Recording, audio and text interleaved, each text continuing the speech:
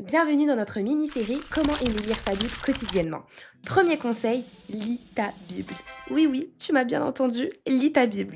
Lis ta Waouh! Bible comme si tu lisais un roman, une histoire de dingue, ton bouquin préféré, comme le dernier tome de ton auteur préféré. Tu vois de quoi je parle, non? Et si ça te parle toujours pas, vas-y, viens, je t'explique. Quand j'ai commencé à lire ma Bible, je me mettais une pression énorme. À chaque fois que je l'ouvrais, je voulais que Dieu me parle, me donne une révélation, un réma, une prédication.